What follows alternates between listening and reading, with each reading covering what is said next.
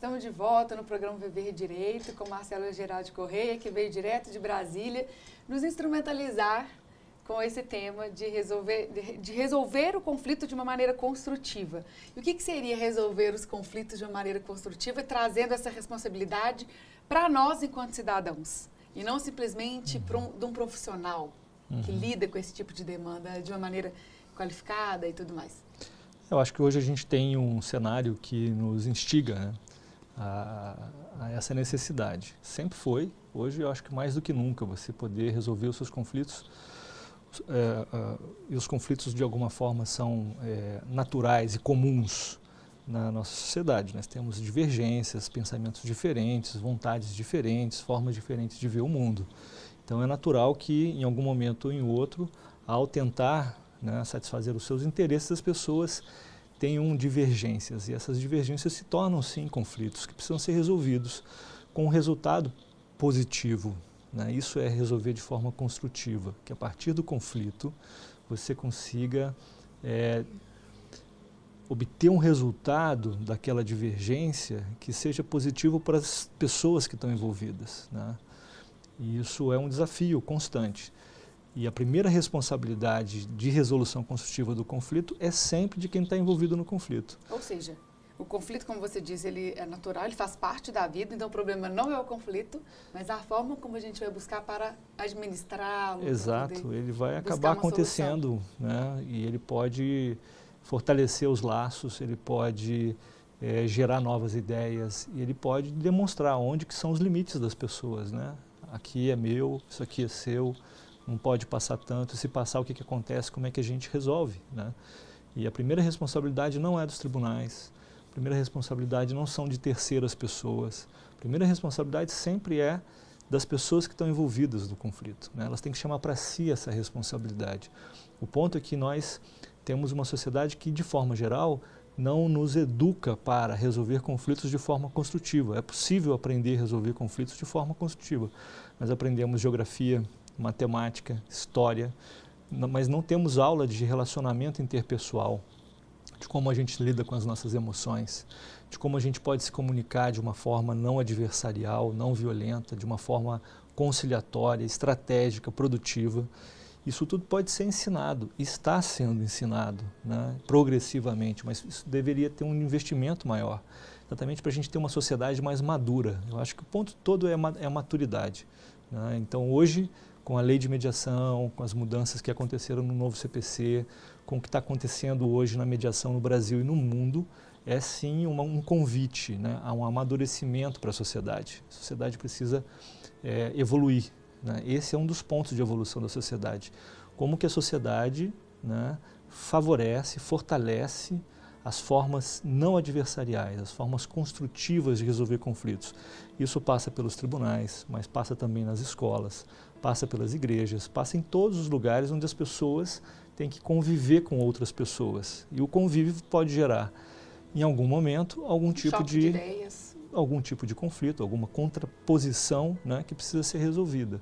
Dependendo da forma como ela é resolvida, ela fortalece os relacionamentos, fortalece os laços. Uma sociedade é feita de laços, né? Exatamente. Já que a gente não tem essa educação formal que nos habilite a administrar o conflito de uma maneira construtiva, e isso, como você disse, é uma sementinha, né, que está sendo plantada, como que as pessoas podem adquirir essa responsabilidade? Assim, essas sementinhas, por exemplo, uma divulgação, um programa, o que mais que você pensa que pode Olha, contribuir? Tem muitos livros, né, e tem muitos cursos, então é a pessoa ficar antenada. É interessante que tem... outro dia eu estava pesquisando como a gente funciona, adoro pesquisar como a gente funciona para inclusive entender como que a gente pode funcionar melhor, né? E pesquisando sobre esse aspecto, descobri que nós temos um sistema no nosso cérebro chamado SAR, que é o nosso Sistema de Ativação Reticular.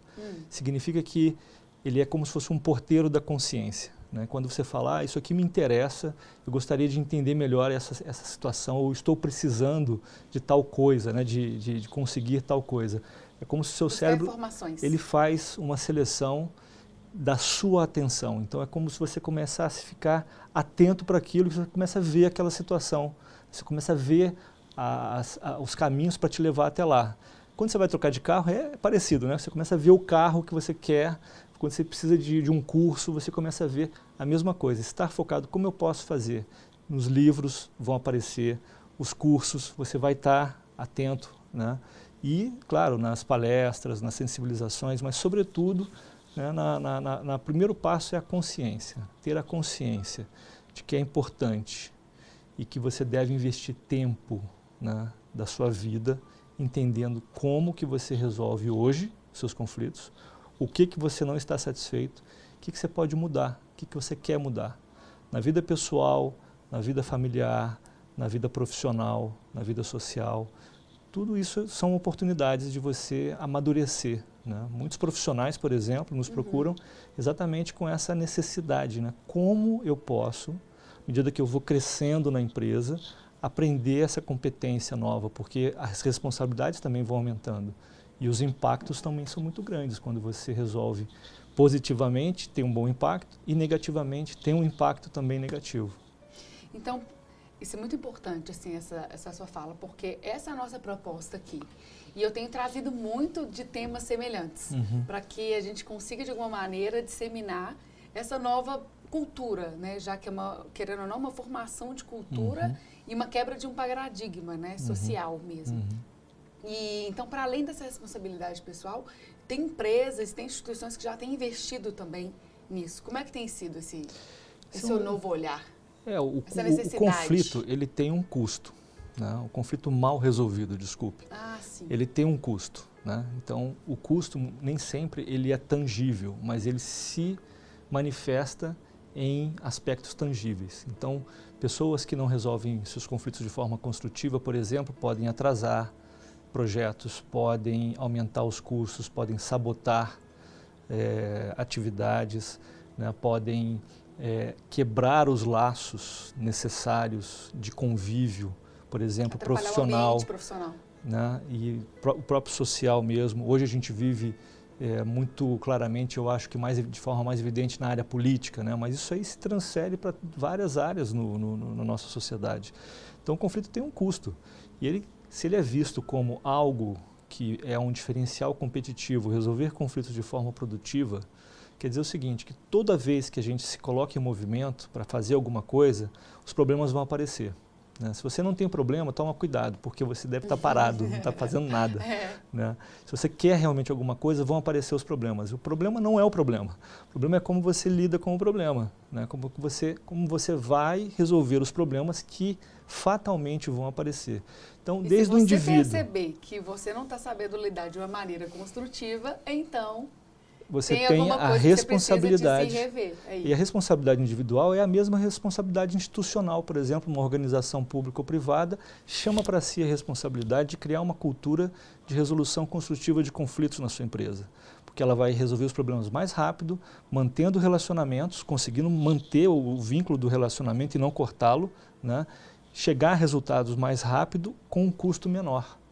Ótimo. Marcelo, mais uma vez gostaria de te agradecer. Não por isso. Por ter enriquecido tanto o nosso programa, né? Ter vindo assim, né, de tão longe, aproveitado essa oportunidade. E eu queria agradecer você por ter ficado conosco até aqui. Espero que tenha entrado aí, não só na sua cabeça, mas também no seu coração, essa sementinha e que ela germine e dê muitos frutos. Até mais.